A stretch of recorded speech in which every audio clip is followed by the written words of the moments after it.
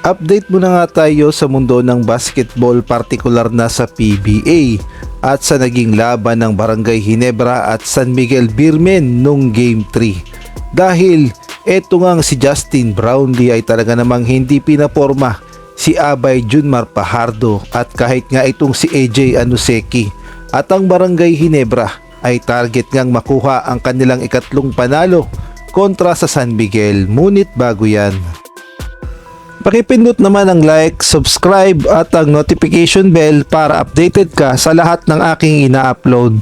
At kung gusto mong magpa-member sa aking channel ay pindutin mo lamang ang join at automatic ka na sa mga shoutout.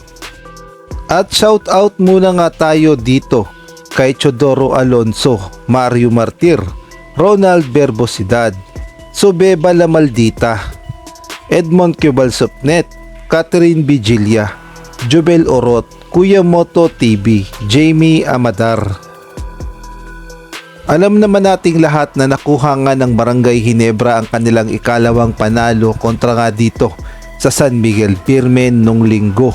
At lamang na nga sa serye ang Barangay Ginebra sa 2-1 at dalawang panalo na lamang at papasok na sa finals ang Barangay Ginebra dahil ang pinaglalabanan nga nila ay best of 7 series ng PBA semifinals sa Governors Cup. Kaya naman ang Barangay Ginebra mamaya nga ay target makuha ang kanilang ikatlong panalo kontra nga sa San Miguel Beermen.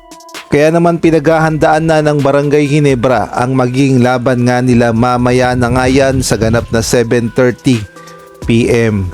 Samantalang nung Game 3 naman ay aminado tayong hindi nga masyadong naramdaman itong si Junmar Fajardo dahil nahirapan talaga siya sa galing at bilis ni Justin Brownlee.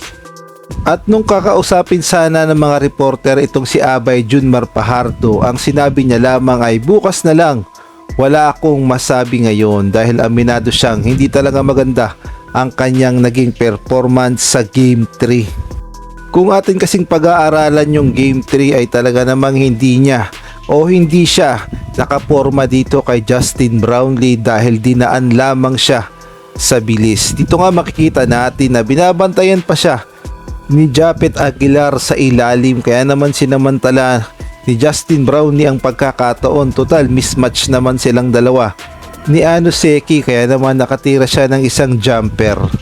At dito nga ay makikita natin na si Junmar Fajardo ay binabantayan itong si Justin Brownlee, ngunit hindi nga siya nagtagumpay dahil masyadong mabilis itong si Justin Brownlee, kaya naman nakatira ng 2 points. At dito naman ay kumuha nga ng rebound itong si Justin Brownlee matapos magbintis ang kanyang unang tira. At sa bilis niya nga ay hindi siya napansin ni Junmar Fajardo, kaya naman hindi talaga siya nabantayan dito. At dito naman ay makikita natin na maning-mani lang talaga itong si Junmar Fajardo kay Justin Brownlee at walang kahirap-hirap na dinaan lamang siya sa bilis ni Justin Brownlee, sabay tinirahan ng isang jump shot. At dito naman ay hinahabol ni Junmar Fajardo itong si Justin Brownlee, ngunit sa bilis nga ni Justin Brownlee, tignan nyo naman, iwan na iwan itong si Junmar Fajardo at wala na nga siyang nagawa kay Justin Brownlee. At kahit nga itong si AJ Anuseki ay hindi nga nakaporma kay Justin Brownlee at butata lang ang inabot. At dito naman sa senaryo na ito, napansin nga nila na nahihirapan na si Junmar Fajardo na bantayan itong si Justin Brownlee sa loob. Kaya naman ang ginawa ng San Miguel Beermen ay pinagtulong-tulungan na si Justin Brownlee, ngunit hindi pa rin sila nakaubra o hindi pa rin sila umubra at nakakuha pa rin ng isang layup si Justin Brownlee.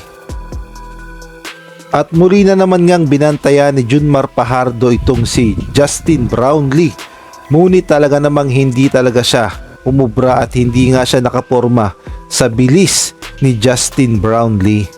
Kaya naman ang ginawa nila ay si AJ Anuseki na ang nagbantay, tapos si Junmar Fajardo ay nakaabang naman sa gitna. Ngunit tignan nyo nga dito, sa bilis ni Justin Brownlee ay naiwan si Anuseki at wala ring nagawa itong si Junmar Fajardo sa bilis ni Justin Brownlee.